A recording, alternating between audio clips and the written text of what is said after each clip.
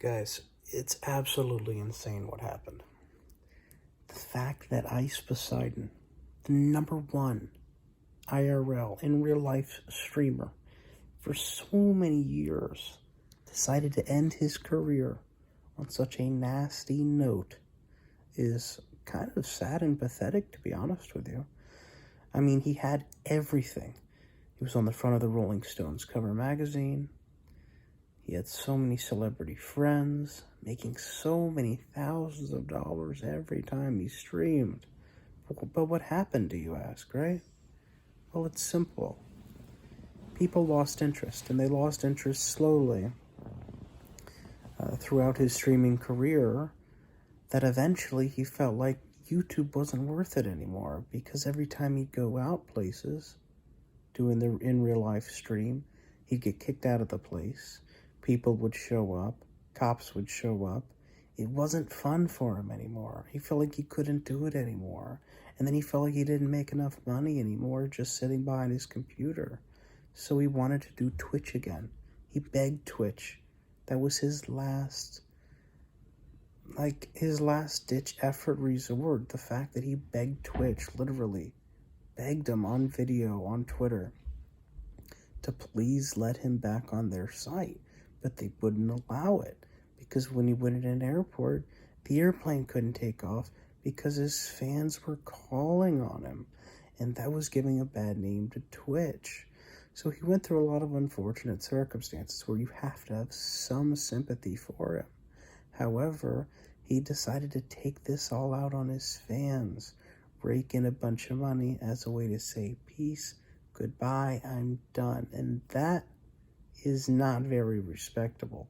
What he did was he saw all these big celebrities making money on crypto. So he wanted to trick his fans into thinking that a coin coined off of his brand and named after his brand would be worth something.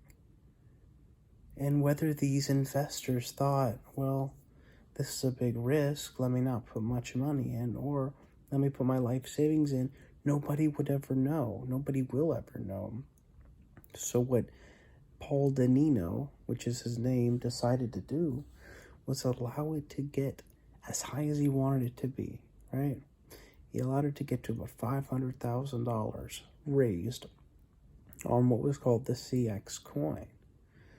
When it got to that point, he pulled out all of his assets except $40,000 he left in there. I guess so he could, I don't know, so it wouldn't go to zero. Maybe if it did go somewhere, he'd pull it out eventually. So he decided to pull out $500K. He decided to pay his developers, I believe it was 25 or 35%. So $200,000 went to his developers. He kept $300,000. And then on voice recording, through an interview with CoffeeZilla recently, he admitted, hey, I took this, I did this. But in my best interest, I'm not giving it back. CoffeeZilla says, this is a rug pull.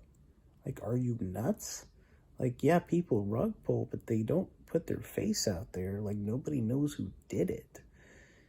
He's literally at risk right now with all of the angry people who invested. I mean, it's just dumb in every way, let alone the fact that it's inconsiderate to take from people who literally probably needed that money versus you who's very successful. But anyways, that's my take on it.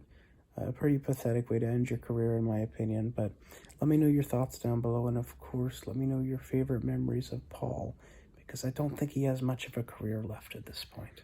Thanks for watching.